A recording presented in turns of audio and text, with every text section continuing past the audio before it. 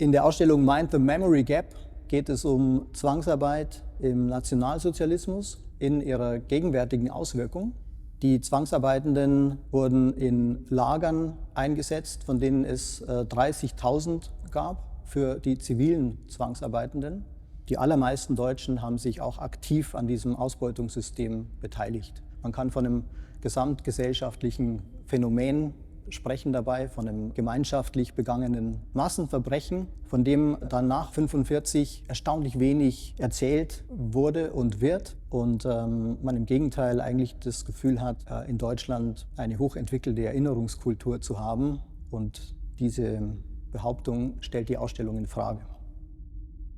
Das Eingangsmotiv der Ausstellung ist eine Schutzbrille aus Plexiglas, die gefunden wurde bei archäologischen Grabungen in der Gedenkstätte des ehemaligen Konzentrationslagers Sachsenhausen.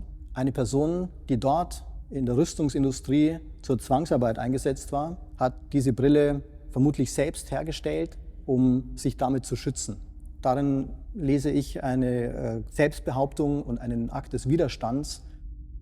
Ich zeige die Brille nicht als Objekt, sondern in einer vorsichtigen, nüchternen Fotografie, die Teil ist einer Arbeit, die sich Musterfolien nennt, eine Text-Bild-Konstellation, in der ausgehend von dieser Brille einzelne Produktionsorte, an denen Zwangsarbeitende eingesetzt wurden, in ihren heutigen architektonischen Fassaden abgebildet sind und exemplarisch verschiedene Felder und Strukturen beleuchtet werden, in denen NS-Zwangsarbeit verübt wurde und bis heute eine Wirksamkeit hat.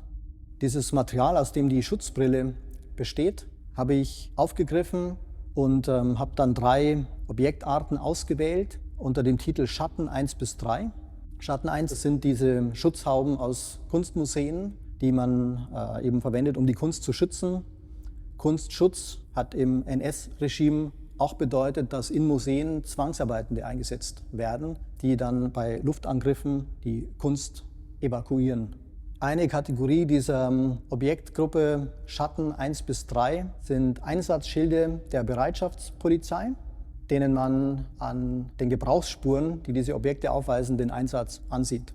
Und die dritte Gruppe, Schatten 3, sind Objekte aus der Weltraumforschung, die ins Weltall geschossen und dort entzündet wurden, um die Verbrennungskinetik des Plexiglas zu untersuchen. Die Perspektive von Betroffenen der Zwangsarbeit ist auch in der Reihe Eintragungen zu sehen. Dort sieht man Notizen italienischer Militärinternierter, die sie in einem Lager an einer Wand hinterlassen haben, hier in Berlin, Schöneweide. Das sind Notizen in einem Luftschutzkeller, den es dort als große Ausnahme gab. Meistens hatten die Zwangsarbeitenden keine Möglichkeit, sich vor Luftangriffen zu schützen und waren diesen Angriffen als Erste ausgeliefert. Auf der Seite der von der Zwangsarbeit Betroffenen und in deren Gesellschaften und sozialen Zusammenhängen sind die Beschädigungen dieses Missbrauchs bis heute spürbar. Und das wird sehr deutlich, zum Beispiel in dem Film Talking Children, in dem ich dem Impuls gefolgt bin, wenn die Zeitzeuginnen, die NS-Verfolgten, nicht mehr am Leben sind, einfach mit deren Kindern, mit deren sozialen Umfeld zu sprechen.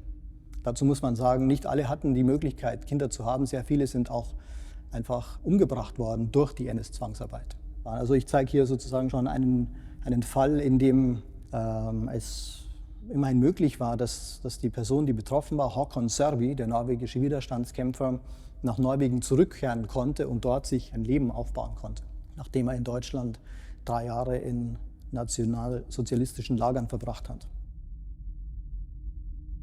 Den Film Berlin-Lichtenberg habe ich montiert aus Amateuraufnahmen aus den 1940er Jahren. Jemand hat dort 1943 im Berliner Bezirk Lichtenberg die Absicht gehabt, offensichtlich sein eigenes Familienleben, beschauliche Augenblicke festzuhalten, wie ein Spaziergang mit seiner Frau und seinem Kind oder auch ein Ausflug zum Fanpfuhl, ein kleiner Weiher in Lichtenberg. Im Hintergrund sind dabei Phänomene der NS-Zwangsarbeit zu sehen.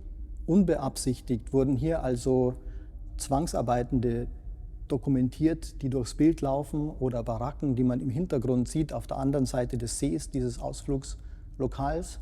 Nicht als aufgesuchte Motive, sondern als beiläufige Dokumentation der alltäglichen und offensichtlichen NS-Zwangsarbeit im Alltag der damaligen deutschen Gesellschaft. Der Auswahlprozess der Arbeiten für diese Ausstellung basiert auf der Vielschichtigkeit der Verbindungen, die sich zwischen den einzelnen Arbeiten herstellen lassen. So auch der Verwaltungsakt, der die Geschichte auf eine Art enteignet. Diese behördliche Gewalt, die da ausgeübt wird, ist auch das Thema der Reihe Akteneinsicht, in der man Verbindungen herstellen kann zwischen Firmen und Strukturen der NS-Zeit bis in die Bundesrepublik, die 80er, 90er Jahre.